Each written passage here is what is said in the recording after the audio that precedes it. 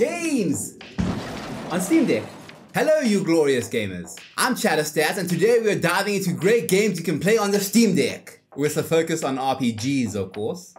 Now this is not a top 10 video. These games are all great. Their placement on this list does not indicate which is better. Please note that I have capped the frame rate to 40 for these games. It is how I play on the Steamdeck. Now let's get started. Monster Hunter Stories 2. This is a spin-off of the Monster Hunter series, where you use big weapons to hunt bigger monsters. It is a turn-based monster taming game, where you fight alongside your monsters. This game is listed as unsupported on the Steamdeck. So why did I include it? Because I have honestly never had a problem playing it. With frames capped at 40, I got an estimated playtime of 2 hours and 15 minutes. This is on the standard graphical preset it gave me.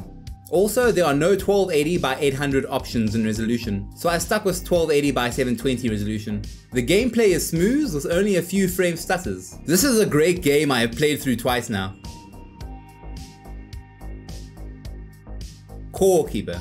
This is an excellent indie game that is still in early access. It's as if Terraria had a baby with Stardew Valley, and it all took place in an underground cavern. You craft, you fight, and you survive. There are even bosses. Core Keeper is listed as Steamdeck verified, and it shows. It plays great on the deck. There is one con though. It chows through your battery life like a AAA game. I only get an estimated playtime of 2 hours and 10 minutes. For a game using pixel art? That is scary. Once again, this is on the standard graphical settings it gives me. But if you can ignore the drain, this is a fun indie game that feels perfectly at home on the deck. Tactics Ogre Reborn, a SRPG or strategy role-playing game. A medieval story of fantasy and war, where you control an army of pixelated warriors on a grid-based map. This is a turn-based game that has been remade twice. It just released and is a great time. Especially since it has a class system, so you can make your army nothing but ninjas or mages. It wouldn't be smart, but nothing is stopping you. Some people are bothered by the smoother pixel art compared to the older versions.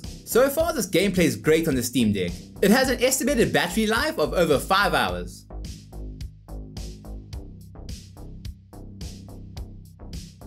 Felseal. Another SRPG makes a list. And if you thought Tactics Ogre Reborn had a contentious art style, this game blows it out the water. But if you get past the art style, there is a truly great game here. With, surprise surprise, a class system. I'm sensing a theme. The ability to dual class, as well as take abilities from other classes, gives this game great customizability. You can even customize your generic units to an astonishing degree. This game is Steamdeck verified and gives roughly, 7 hours? Wow, that's a good chunk of playtime.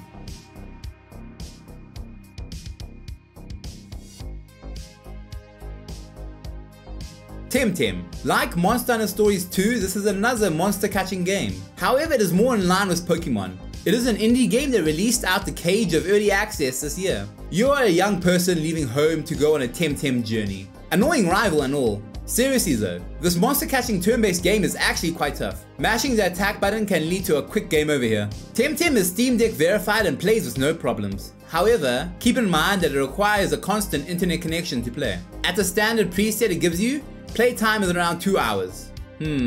I wonder if the battery life is influenced by that constant connection.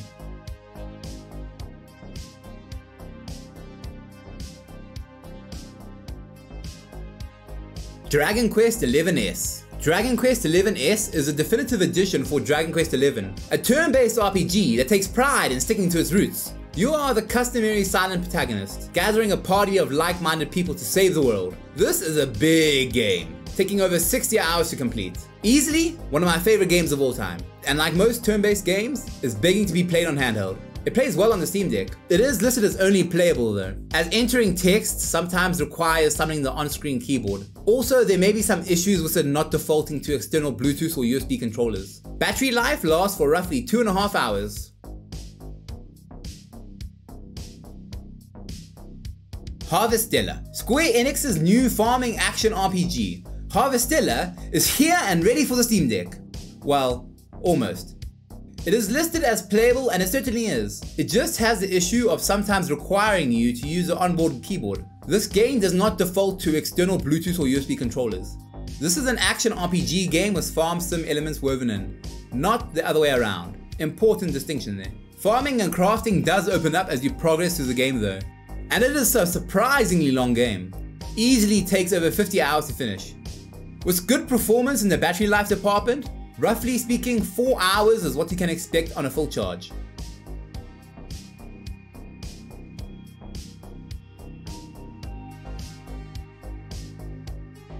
Divinity Original Sin 2. Now this is a game that surprised me. I had always played this game with a keyboard and mouse. I had no idea the controller support was so good for this game. This is a polished gem, one of the most acclaimed strategy RPG games there is. The amount of choice is almost overwhelming. Class options, race options, character creation, backgrounds and choices. There is so muchness. I also love the large variety of opportunities it gives me to be a smartass. Somehow, everything always ends up on fire in my playthroughs. It's surprising how many of your problems in this game can be solved with fire. Like all the other games on this list, it runs well. I have had no problems. Then again, a game that barely plays on the Steam Deck would not be on the list of great games for the Steam Deck. Divinity Original Sins 2 is a verified title that will give you around 2 hours and 50 minutes of playtime.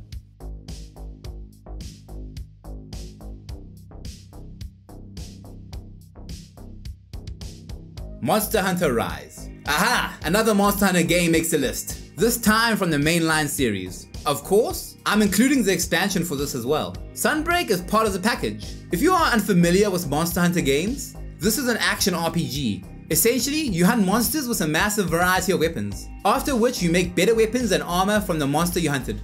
Also, you can hunt an even bigger monster. This continues for the whole game. It is extraordinarily addictive.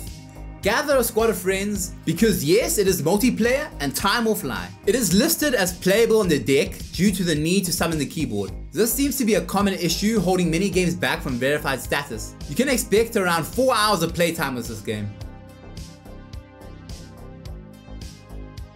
Yakuza, Like a Dragon. This game deviated from the previous beat-em up style of the older games by, you guessed it, becoming turn-based. This game has some heavy inspiration from the Dragon Quest series, to the point where they actively reference and name drop it in-game.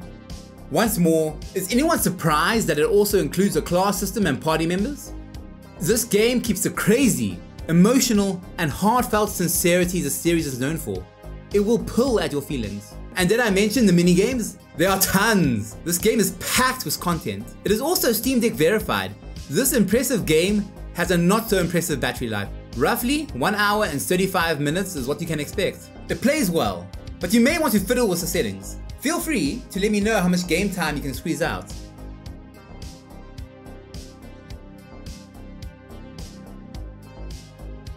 If you're still here and found this video helpful, entertaining, or just good filler, please consider liking and subscribing. It will really help me out.